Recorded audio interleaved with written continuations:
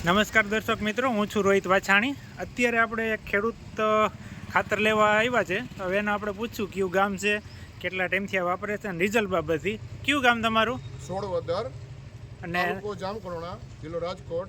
અને તમારું નામ? મારું નામ આમ તો ગિરીશભાઈ ભાલોડિયા છે, પણ ઉપનામમાં ગિરીશભાઈ મંત્રી તરીકે મને બધા ઓળખે છે. બરોબર છે. મંડળીનો હું માજી મંત્રી છું.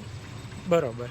અને હું આ અંગના ગોલ્ડ ખાતર છેલ્લા 3 વર્ષથી હું વાપરું જ છું. બરોબર છે. અને NP DAPનું પ્રમાણ ઓછું રાખું છું અને અંગના ગોલ્ડનું પ્રમાણ હું વધારે રાખું છું.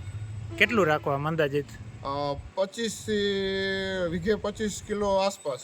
એટલે પછી તો આપણે શેડ્યુલ મુજબ હાલતા હોય કે કયા પાક કેટલાની જાડીએ વાવેતર કરવું, એ પ્રમાણે આપણે ખાતરની ભલામણ કરતા હોય. હવે વાત રહી છે 3 વર્ષથી તમે વાપરો છો, રિઝલ્ટ બાબતથી કેવું રહ્યું? રિઝલ્ટ બાબત બહુ સારું છે. અને કમ્પેરિઝન કરીએ આપણે NP DAPની, એના કરતાં ખર્ચ ઓછો થાય છે અને ઉત્પાદન સારું આવે છે. હાલમાં મેં અત્યારે કાંગનું વાવેતર કરેલું હતું 7 વીઘામાં, અને 3 વીઘામાં ઘઉં હતા. ઘઉંમાં પણ મેં DAP 15 કિલો અને 25 કિલો અંગના ગોલ્ડ વાપરેલો હતો. બરોબર. અને કાંગમાં પણ મેં 15 કિલો DAP અને 25 કિલો અંગના ગોલ્ડ મેં વાપરેલ છે. બરોબર. અત્યારે ઘઉંનો ઉતારો મારે 45 મણ આવેલ છે. હમણાં જ મેં કાઢ્યા હજી અઠવાડિયા પહેલા. બરોબર. લેટ વાવેતર હતું, ઘઉંનું વાવેતર મોડું હતું, છતાં પણ 45 મણનો ઉતારો આવેલ છે. એટલે ઘણા ખેડૂતોને એવું થતું હોય કે ભાઈ કદાચ ઓર્ગેનિક ખાતર આ અંગના ગોલ્ડ તમારું વાપરીએ ને ઉત્પાદન ના મળે તો એવો પ્રશ્ન થતો હોય. બીજી વાત એ કે જે 7 વીઘાનું મારું કાંગ હતું અત્યારે, હા, એ કાંગમાં અત્યારે વીઘે 28 મણનો ઉતારો અત્યારે આવેલો છે. વાહ, સરસ. લગભગ મારા અંદાજ પ્રમાણે આ હાઈએસ્ટમાં હાઈએસ્ટ ઉત્પાદન કહી શકાય. 28 પાકું. 7 વીઘામાં હાર્વેસ્ટરની 3 ટાંકી ભરાણી. બરોબર છે.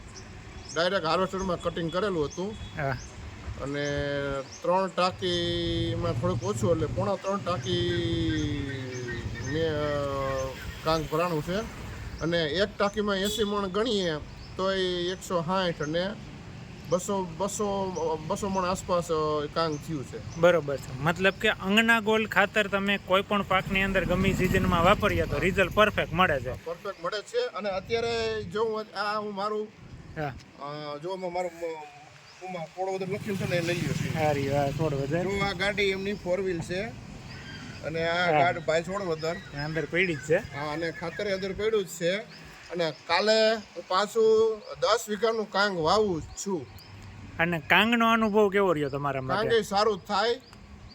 ભલે ભાવ પેઢી થોડીક ઓછી, જરાક વધારે વાવેતર થઈ ગયું એટલે થોડોક ભાવ થોડોક ઓછો છે, પણ 700 થી 800 રૂપિયા જો બજાર આવે તો 25 મણ તમારે હાવ પડતર જમીન હોય, ખાલી પાણાવાળી કે કોઈ પણ. અમારા જ ગામમાં એક ભાઈને પાણાવાળી જમીન કે ક્યાં કોઈ નેઠો નહોતો જમીનનો, ત્યાં 20 મણનો ઉતારો આવેલ છે. અને કાંગની વાત કરીએ તો અટાણે કોઈને હજી બહુ ખ્યાલ નથી એટલી બધી. કેટલા દિવસે પાકે એમ કે? શિયાળો હોય તો 75 દિવસે, અને ઉનાળો હોય એટલે 65 દિવસે. એક તમારો નંબર આપજો ને. 9892 17 2 83. આ મારો વોટ્સએપ નંબર છે. અને કોઈ પણ ખેડૂતને ગમે ત્યારે રાત્રે 9 વાગ્યા પહેલાં અને સવારે 7 વાગ્યા, સવારે 7 થી સાંજના રાતના 9 સુધી ગમે ત્યારે કોન્ટેક્ટ કરી શકશો. બરાબર. કારણ કે એકબીજાને માહિતી જોઈતી હોય તો આપણે માહિતી, બિયારણ, ટોટલી માહિતી આપણે આપશું. બરોબર. ખૂબ ખૂબ આભાર તમારો ઇન્ટરવ્યુ આપવા બદલ.